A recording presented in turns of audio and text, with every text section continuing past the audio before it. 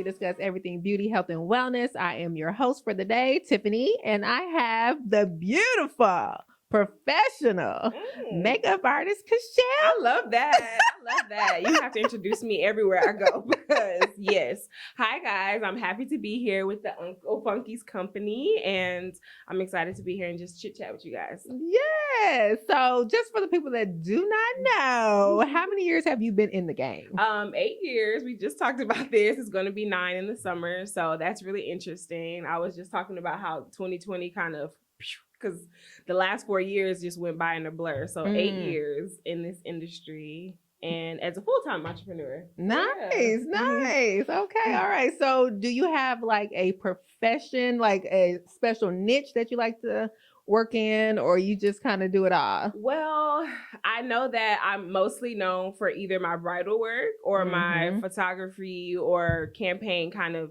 industry, TV, film, all of that. It's all wrapped up in one. I started out with bridal because with bridal, I was still working in the beginning. So I had a regular job and bridal was weekends. You know how that goes. And then from there, bridal, I say always set me off for like being on set because in bridal, you have to be really fast, really quick, really detailed because they're not planning about their wedding day. So that really prepared me and also prepared me to do multiple faces really quickly. So yeah, I don't do full bridal parties. I have a team for that now. But before I was doing like 11 faces at one time. No, you a day for weekends. Yes. So happy to have help now and being able to like just push that off to somebody else and focus on my bride. So yeah. Awesome. Well, we are so glad to have you here. And we're going to get started with our infamous hot topics. All right. So I don't know if you've been noticing on the gram, but there's like tons of workout videos. Like everybody's a workout professional now, right? And so I've been seeing like a lot of the girlies wearing makeup when they're doing the videos. It's shocking for me too. I think I get on TikTok and at least 8 times a day get ready for the gym with me. Yes. And I'm like, concealer? Like, okay, concealer. Okay, so what are your thoughts on that? Like, well, I understand for the sake of like on a creator's space, I understand for the sake of that, just kind of going through that process because some people do wear makeup. I have had clients who come to a makeup appointment with makeup because they just can't leave the house without it. It's just like in their routine. Oh my. So I can understand like how that is. Sometimes I don't know about them, but I sweat profusely when I work out. But some people they work out and then they head off to where they're going. So I get that. I do believe that it's not great for the skin long term when you're mixing sweat and then you're mixing dirt and then you're letting that layer the whole day on your face and then makeup itself, it doesn't have a barrier. So that's going directly on your skin. And so I don't always agree with that, but to each his own. It's like, I can't not wear my hair up in the gym. Some people can wear their hair down. It just gets in my way. So it's kind of one of those things. That's true. You got some points there. You know, they do say that it does clog your pores up, you know, can contribute to acne. Yeah, for sure. So, you know, you're trying to be cute now, trying to catch in the gym, but you're gonna mess around with some zits. Now I have done speaking of campaigns where they're wearing a light layer of makeup because it's a campaign, it's ad or something. So that makes sense to me, but like as a regular person, I can't personally do it, but I think that it's fine. It's just don't do it long term, I would say so. So maybe like using powder instead of, you know, anything that liquid foundation. Right, exactly. Powder, or even like we have the BB creams and the skin tints. Those are a lot lighter, a lot easier, which I do see some of the girls get ready with that and they do the skin tint, not a full foundation. So that's fine. I would never wear mascara also because sweating and your eyes will burn really fast. Yeah. Okay. All right. Well, switching gears. We just saw the Oscars, or the masses just seen it because I didn't watch it. But there was a very famous speech that has been circulating on social media. Divine Joy Randolph, she won Best Supporting Actress. And I think that was amazing. She's been racking up on the awards this year, though. I have not watched the Holdovers in full, but the whole cast I love. It's an acquired taste, but I love her. I've seen her in multiple other things though. I know that's what she got the award for, but I've seen her in multiple things. And one thing I loved about her speech was how she spoke about how she didn't think that she could do what she's doing. And I think that speaks to, you know, imposter syndrome. That speaks to so many different things, that when you're going out there and doing something that is almost called to you, you're going to always, something's going to push against you to make you feel like you shouldn't. So that stood out. I love that when she was giving thanks to God, it was for me, because I love God. So with me, it was like really prevalent that God placed people in her life specifically to speak life into her for that doubt that would arise.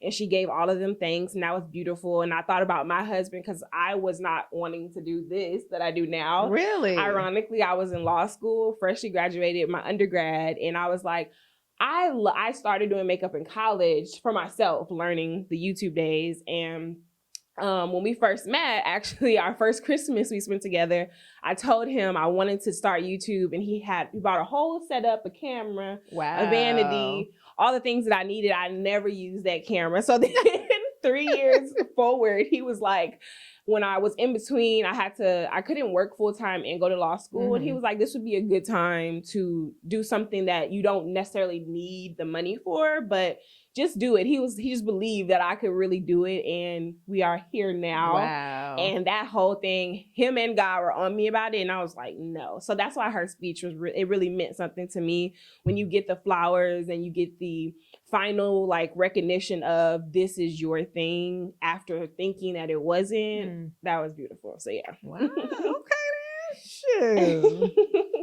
I say. No. But that's a good thing.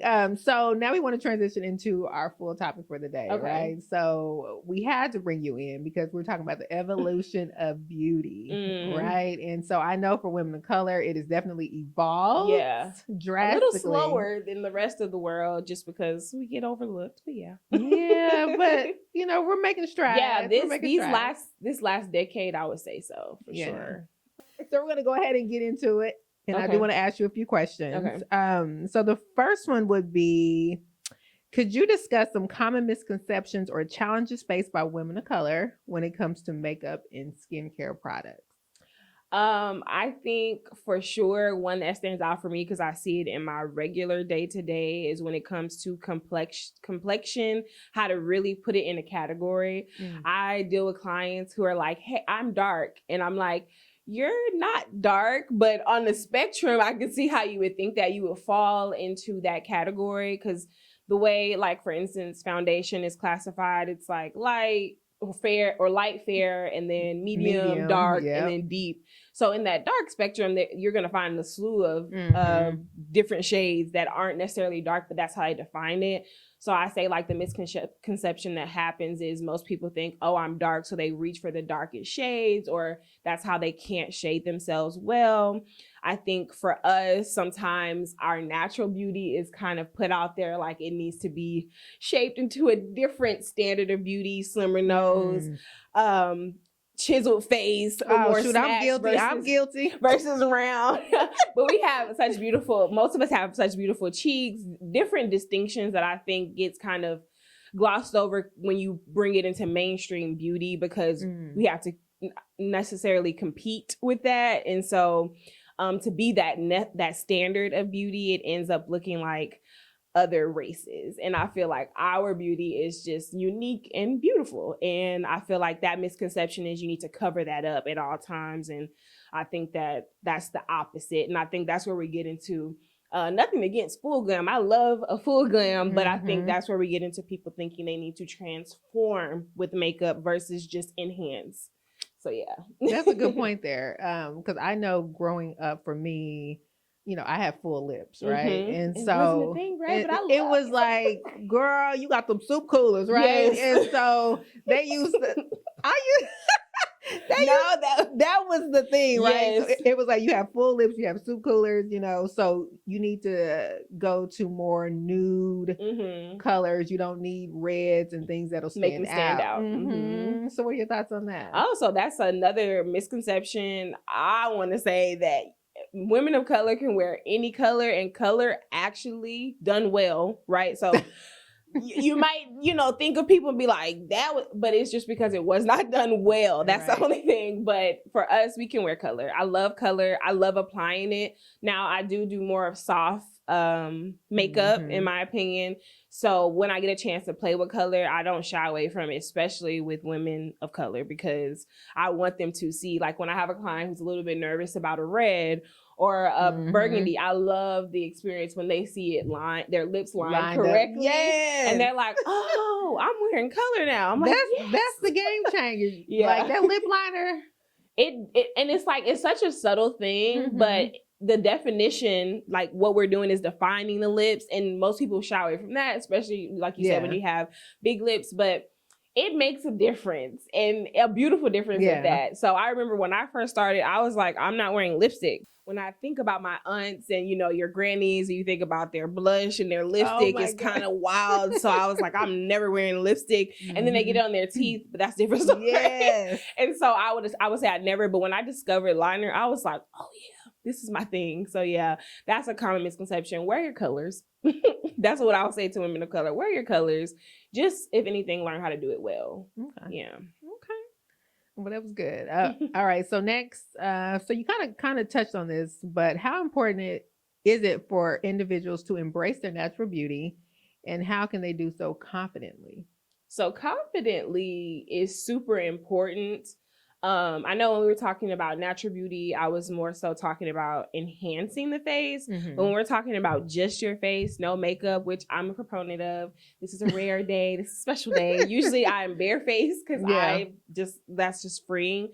I learned when I started being barefaced, it is a confidence booster when you feel like I could just roll out of the bed and it's fine. I feel like the sooner you learn that, the easier it is to really believe that, honestly. And if you challenge yourself to do it, I think it also challenges you in other areas. So if you have skin issues, it will challenge you to make sure you take care of your health so that your skin is well, because you're going to be wearing it out into the world.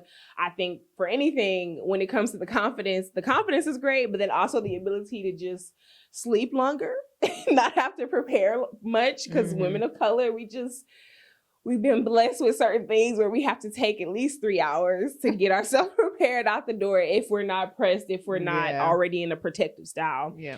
And then when it comes to makeup, that's an extra hour if you're not great at it, right? You need to take your time. So I feel like learning to live in your natural skin and your natural beauty, it's a confidence booster. And when you get that confidence, it pushes you in other areas. I know for me, it did. And I think that a lot of us women of color struggle with the idea that our natural beauty is good. And so in that, when you walk freely in that, it's kind of telling other people that we believe it, so you should believe it, if that makes sense. Yeah, I agree with that. I know for me personally, well, we don't normally wear makeup. I normally don't wear it unless we're doing a podcast. As a makeup artist, I like to feel my skin. Yes, and it is a good feeling to be able to just get up and go and be who you are and look how you look and still get hollered at, right? Right. So that's the confidence boost. Yeah.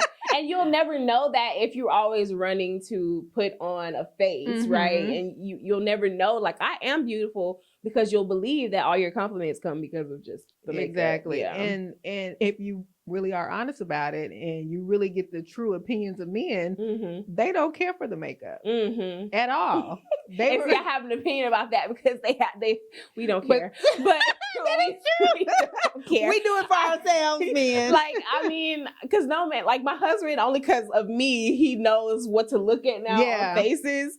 But other than that, he's like, I thought she looked okay. And here I am, like, oh, her eyebrow. Devouring the girl. So it's like, but I get it. No, yeah. And my husband actually is the inspiration for me, both wearing my natural hair and and not going with makeup. For him, he was complimenting me so I can get out the door, but it turned into something better for me, and it became a lifestyle. And so it's like, I can say to myself, I don't need to stress. Like I can remember stressing to get out the door, and then stressing in the morning, like make sure this is right, with my face, and just being able to be like, brush your teeth, wash your face, skin, because I'm a skincare person. So skincare and then out the door, that's just freeing for me. So it just made life a lot easier. Yeah.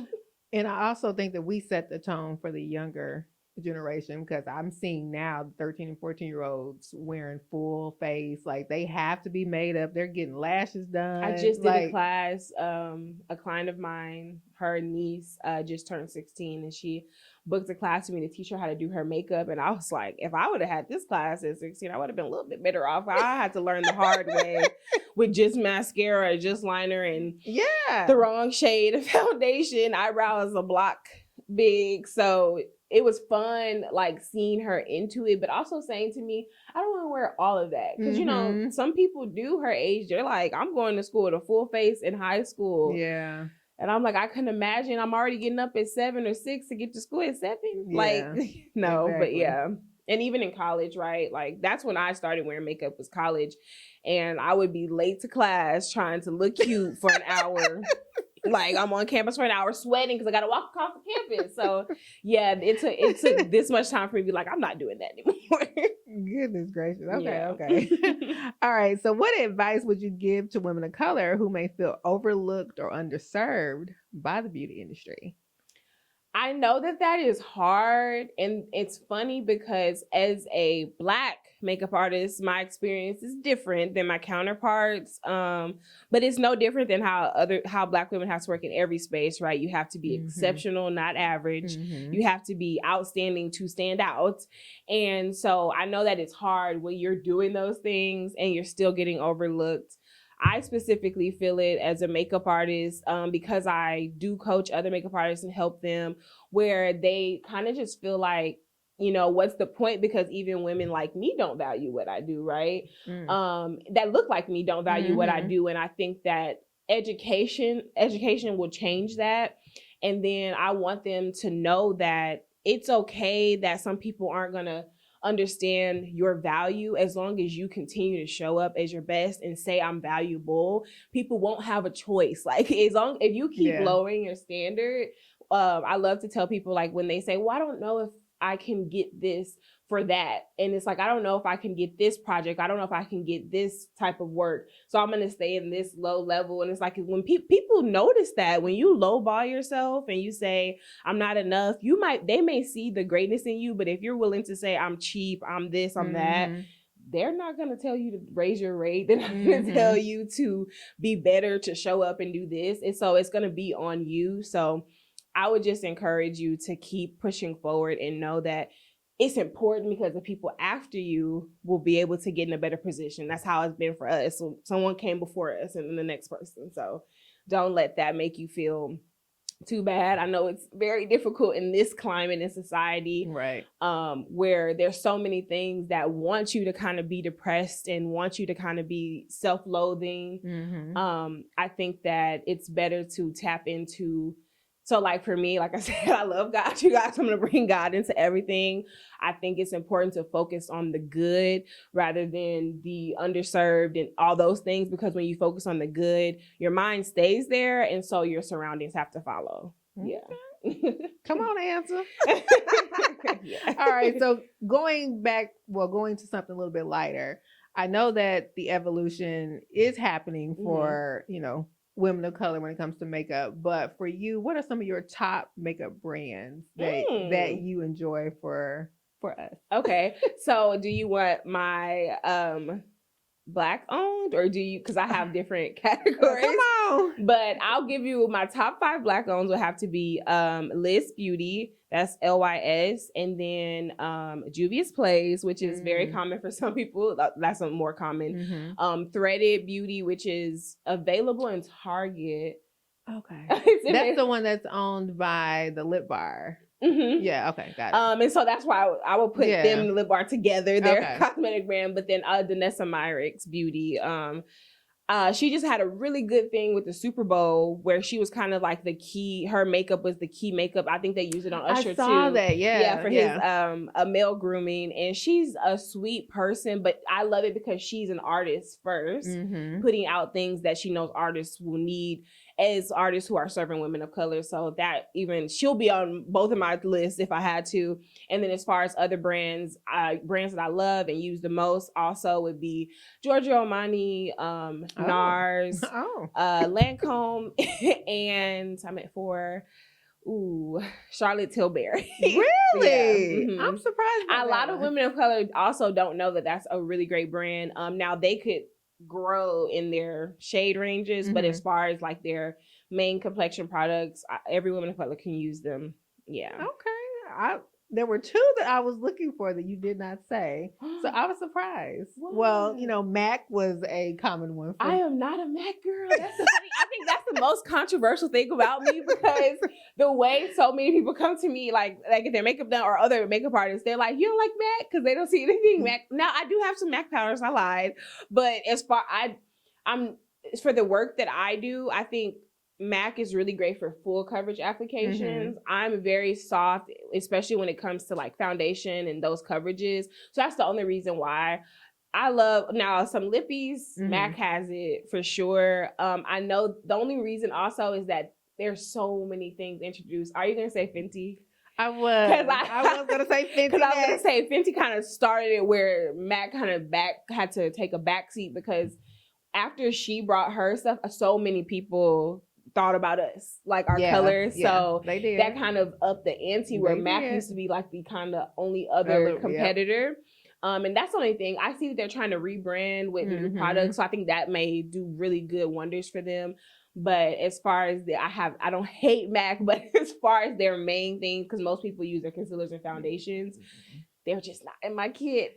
Well, they're not in mine either. And that's only because they're oil-based, and I have acne-prone skin. I need to have water-based products. So I'm such a skin person, and I know they have this one like serum style foundation. It didn't work for me either.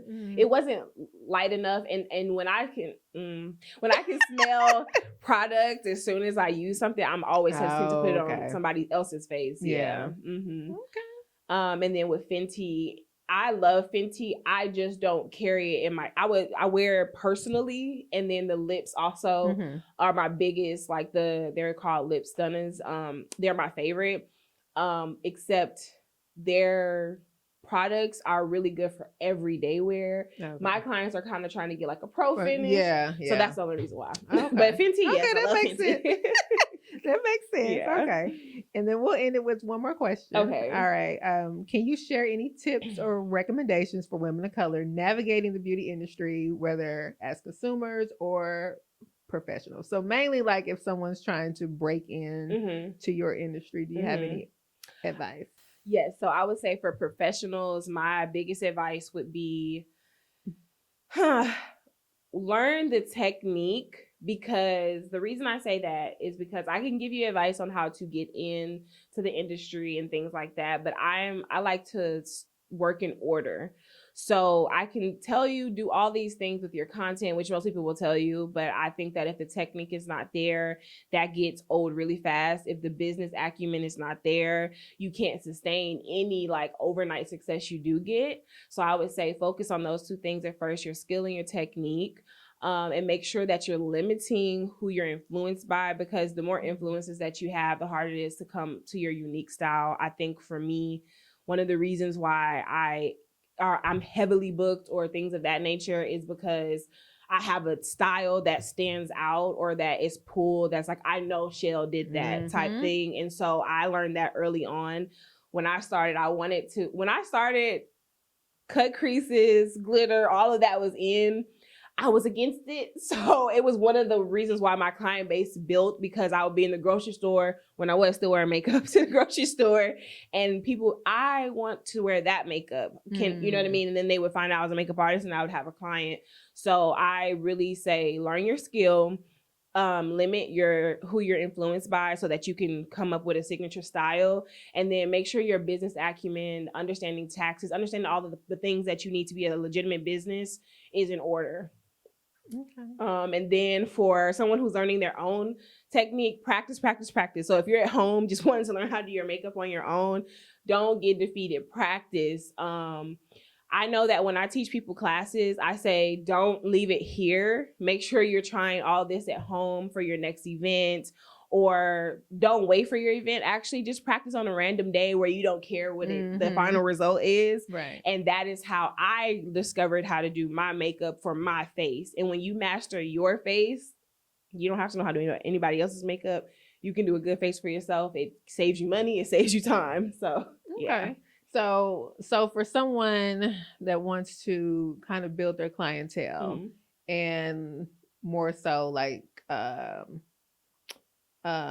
music artists or celebrity kind of girls, what would you recommend that they do? Like if they're trying to get into that area? I would say first, how I spoke on the limiting who's influencing your work, I would say discover who your top 5 dream artists or models or brands that you want to work with. I don't know, producers, the range is high. Get your top 5, see what they're looking like on a regular basis, and that's what you want to make sure you're emulating, so that when your work is being presented on your Instagram portfolio, because that's what it is. Yeah. That when someone comes across that, that's what they're seeing. And that way, while you're practicing that look over and over again, when those opportunities find you, you won't be ill prepared for it. I would say that if you're young, this is really passionate for me. If you're young, because I did not do this, because like I said, I kind of stumbled into the entrepreneurship of makeup. If you know now that it's a dream that you have, I would say make sure that you're traveling. Make sure you're not staying in one area, because opportunities are everywhere, but you have to go to them sometimes. Don't wait for them to come to you. Yeah. That's a good tip. That's a good tip. Okay, well, thank you, girl. We're about to transition over into our game. Yay! All right, so we have a game that we're getting ready to play, and it's like pass or keep, right? Okay. And then you can kind of tell me why. Okay. And this is all beauty trends. Oh, fun. Makeup trends and all that good stuff. I'm a little scared, but yeah. Okay. So I'm just going to shoot them out, and you just say pass or keep and why. Okay. All right. So the first one is cut crease. Keep. I would say pass, because the way that I do cut crease is a little different, not as structured, but I do love a good cut crease, especially creatively. So I wouldn't do it on every day, so keep. Okay. What about this whole lip oils trend? I say pass because it's not a necessity. Honestly, it's not, but there's some good ones. I like the tinted ones more than anything, because otherwise your lips are... Vaseline is the same, but so Vaseline or just a regular gloss is kind of the same, but they have a little bit of nutrients in them. So I would say if you're just a taste, yeah. So if you're like not, so it's not that worthy. So I would pass. Okay. What about the fake freckles? Pass. Why? Unless I love it. No. Pass unless it's like a creative project. Only because as a makeup artist, realistically on a video and in a photo that makes sense. That's why I say for like creatively, because on photography it presents really well, but in person it's a little bit like like I know that's not your freckles, like you just put a filter. But I feel like with you it kind of would look like you I feel like you have, but I have moles. Okay, well me too. So I feel like it's fitting. But like some people, like I don't know if you saw SZA. They kind of like yes. I thought hers were real. I never believed that. Oh, okay. Like I never believed that, but it's funny because she's been interviewed about it and she said they were real, but I guess she didn't think this time would exist. Okay. What about the whole the falsies? So like when they are like the little sets that you put them on yourself. Yeah. Okay. So for so like just like the cluster lashes. Okay, so I think that you just have to be safe with those. I'm going to say keep. Okay. Yeah. What about the magnetic ones? What about the No, because like kind of like lash extensions. I don't mean to hurt anybody's feelings, but long term they will have an effect on your eyesight actually. So with the magnetic, I could imagine whatever's in there to make it magnetic is not the safest long term. So that's the only way I was pass on that. You got a point on that. What about these thick caterpillar eyebrows? I'm gonna say pass. I have clients who naturally have that kind of eyebrow. I'm gonna say pass. In these days and times, how I feel about beauty, I'm gonna say pass just because I prefer a just medium or thinner brow. Yeah. Okay, black lips. No, I'm a pass. Sorry, pass. Again, creatively, I think it's cool. Halloween, there's a time for it. And then some people that's their aesthetic, like the darker kind of look. Yeah. For me, it's a no. I don't like it. Okay. I don't like it. It's very strong. It's just in your face. And most of the times I see it's not really done well, lined well, or like applied well. Okay. But yeah. All right. What about the liquid blush? Keep.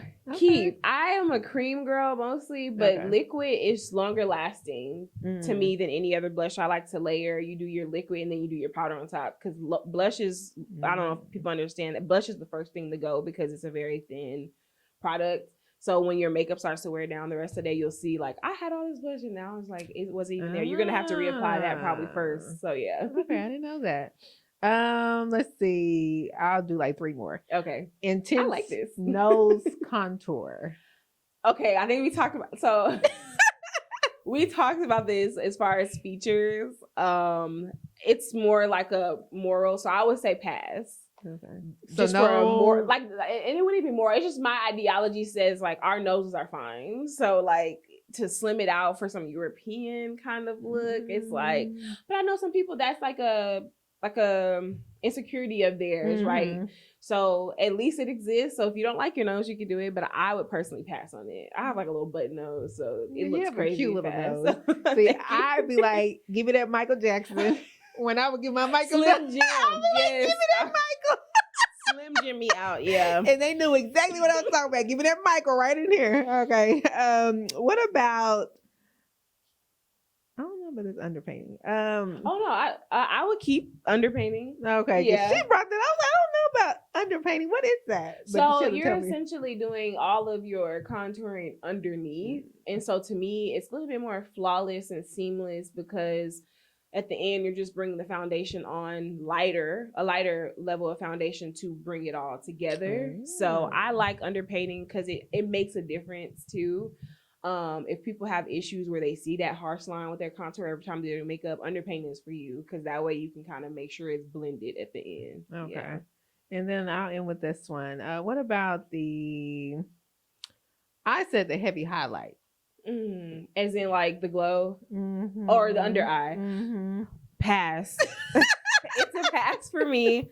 I know that it looks good on some people. It's usually fairer people, lighter people. So for me, that's why I say no. Because it's usually very obvious on deeper or darker to deep women. And for some people, that's on purpose. I just can't. I love a seamless application. So I don't want you to know where the lines start or end when I do a face. So that's why I say pass. Okay. And then just the last one for the kickers. So the highlights. So you know how the little shimmer? Is that still in or out? It is, but we've moved to like a cream consistency or a you're doing less of like the hard, used to be hard, chunky kind of highlight that you're dipping into. Now we're kind of more seamless, light. So I love it. I personally love like the Dior palette. They have a palette for highlighter and that formula is like buttery. So I like that one. So yeah, it still works and I will keep it. Okay. Well, that ends the game. Well, thank you so much for joining us on the Chatbox. It felt like just sitting on the couch chit-chatting. Just Chatbox. Just have some girl time. Yeah, I love it. So hopefully you all took away something and you're learning to embrace your natural beauty as we move further into 2024 and beyond. And Chelle, can you leave the people where they can contact you if they want to? Sure. My Instagram is Chelle with the C, CHELLE .glams. on there, you'll see a lot of other links. So my website is glambychelle.com as well. It's very simple. So yeah, you can find me on those 2 platforms. I prefer email. But yeah. Don't you DM me. Please, I'm not going to see it. All right. Well, thank you again for joining us. Thank you guys for having me. All right. Until the next episode, y'all take care. Bye.